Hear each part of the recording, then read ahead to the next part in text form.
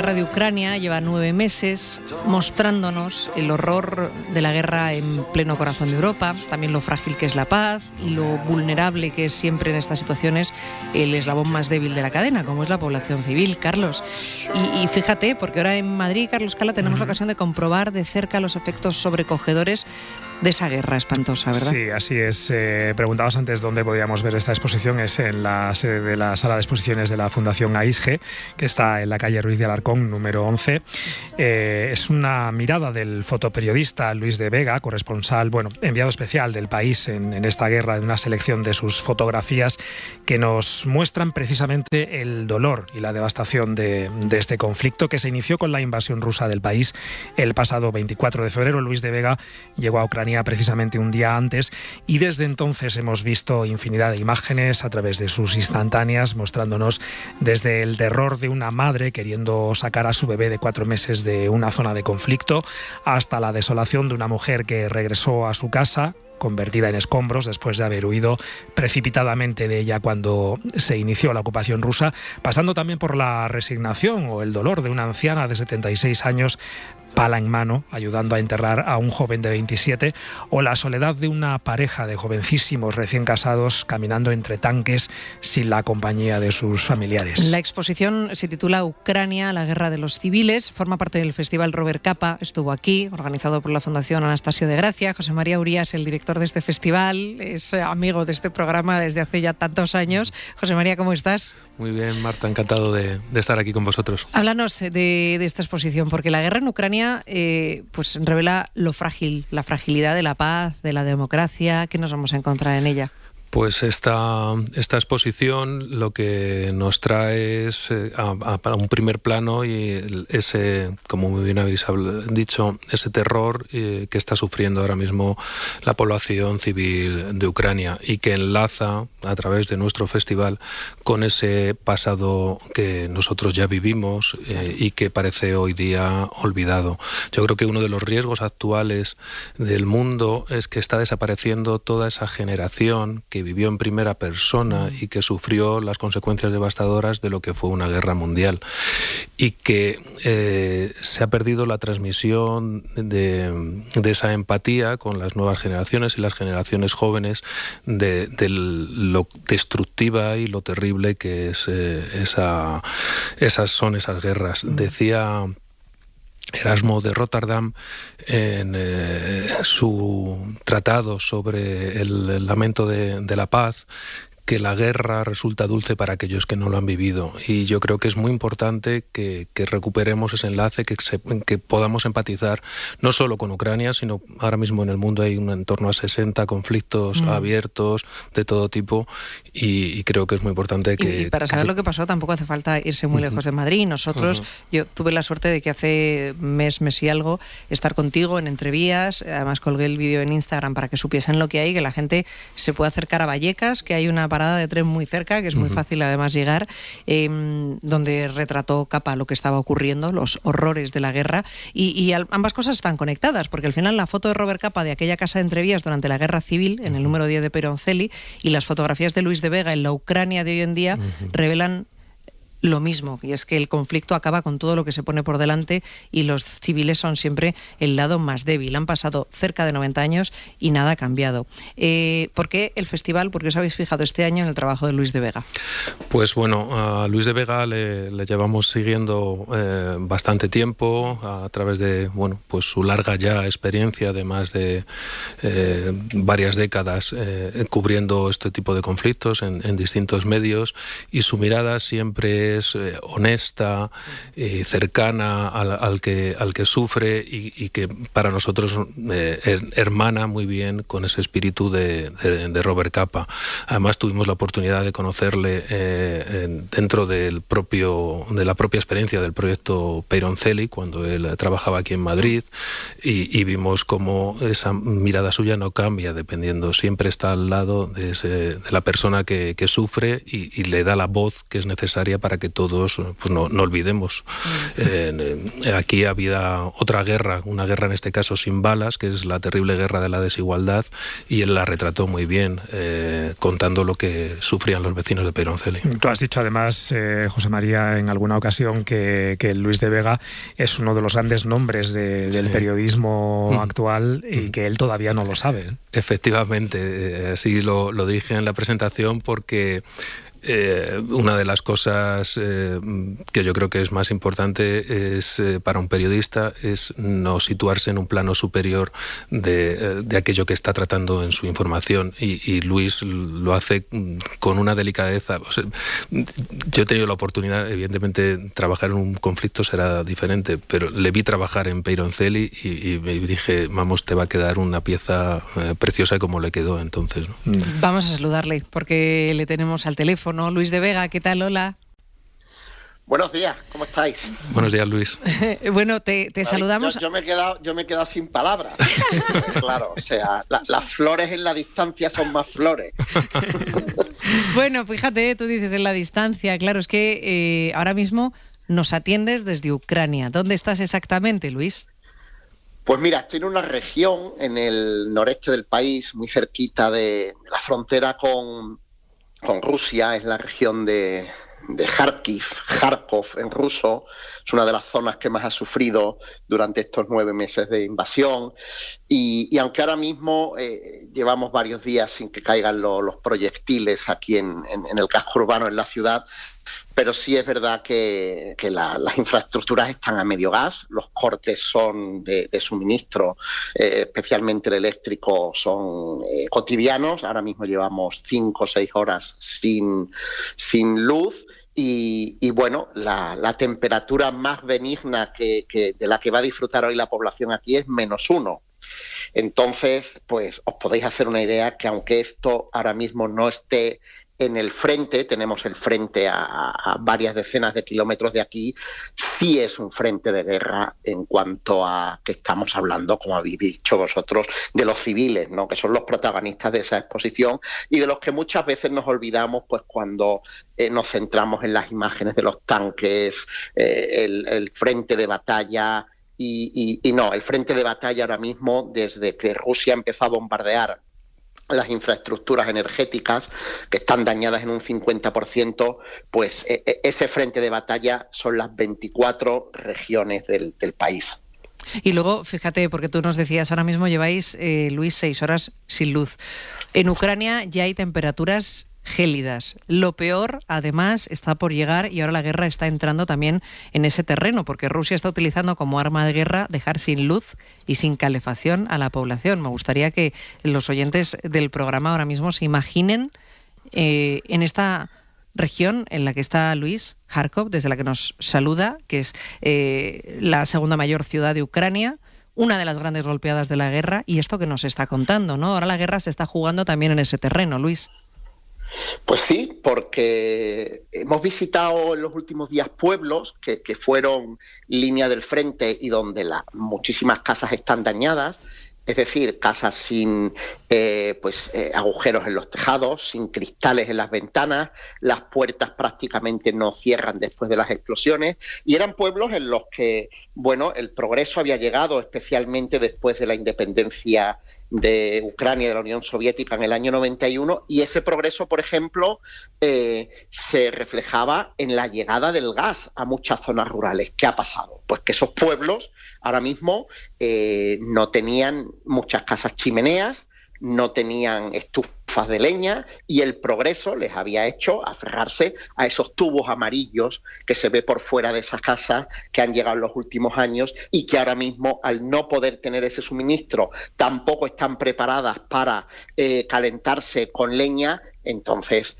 pues os podéis imaginar lo que es estar tapando con plástico ventanas, con puertas viejas y madera los tejados, y estar dentro de esas casas, porque hay una parte muy importante de la población. Cuando digo importante, no significa que haya mucha gente en esos pueblos, porque casi todo el mundo se ha ido, pero sí son personas mayores, sin una red familiar de ayuda, con personas impedidas, que se tienen que quedar en estos sitios, y que para ellos el invierno va a ser durísimo. O sea, va a ser, a pesar de los más de 4.000 centros, refugios invernales que está tratando de habilitar el gobierno, no van a ser suficientes. Y de aquí a que llegue la primavera, que queda muchísimo, estamos hablando de mediados de marzo, finales de marzo, esto va a ser una debacle. Luis, a la hora de tomar una fotografía, ¿tú cómo te sitúas en la escena? ¿Cómo intentas transmitir el mensaje? Bueno, a mí hay una cosa, yo soy plumilla antes que fotero, pero es verdad que me gusta llevar la cámara porque me exige más que la libreta. Me exige más en cuanto a la cercanía. Es decir, yo me puedo situar con mi cuaderno y mi bolígrafo a una cierta distancia para escuchar, ver, oler y contemplar, pero es normalmente la cámara la que me obliga más a meter la nariz en los sitios a los que voy. Y esa cercanía muchas veces es la que luego sirve para enriquecer los textos o adquirir testimonios que si yo hubiera estado solo con el cuaderno y la libreta no hubiera logrado obtener, ¿no?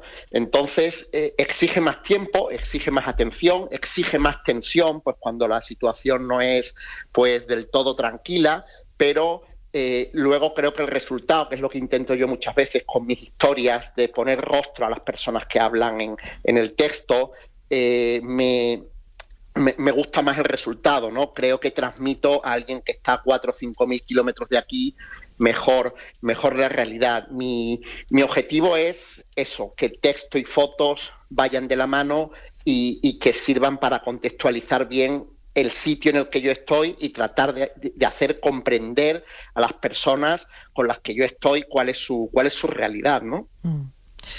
Luis, ¿hacia dónde vas ahora? ¿Te quedas ahí? ¿Vas a cambiar de zona? Pues ahora mismo llevo aquí 3 semanas. Tenemos 2 compañeros que estamos cubriendo ahora mismo Ucrania. Mi compañero Cristian Segura, que está entre Kiev y el sur, y yo en el este, no sé si probablemente en los próximos días entre en la zona de Bakhmut, que es el centro un poco de la línea donde mayores problemas están teniendo ahora mismo las tropas de Ucrania, pero bueno, en cualquier caso estaré unos días más por el este y luego saldré unas semanas para estar o Kiev o el sur y espero volver a España en Navidad.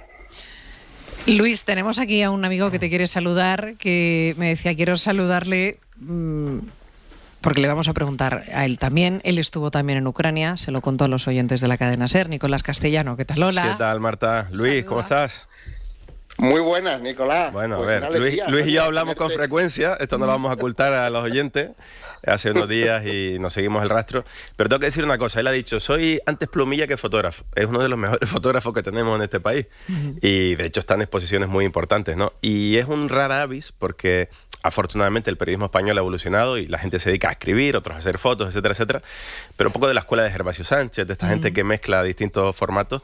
Y Luis es uno de ellos. Y creo que yo he tenido la suerte en la primera parte de la cobertura durante casi 35 días de estar junto a él y de ver muchas de esas fotografías primero en su pequeña pantalla de la cámara y luego en el ordenador. Y yo le preguntaba, ¿qué vas a enviar? ¿No? Porque la verdad que son unas fotos impresionantes y muchas han sido portadas del país en estos tiempos. O sea que sí que quería reivindicar no solo su papel de plumilla, que escribe muy bien, sino su papel de fotógrafo y por eso está en esa posición, ¿no? Oh. Luis de Vega, compañero, un beso enorme. Te esperamos en casa en Navidad y te seguiremos viendo y leyendo. Cuídate.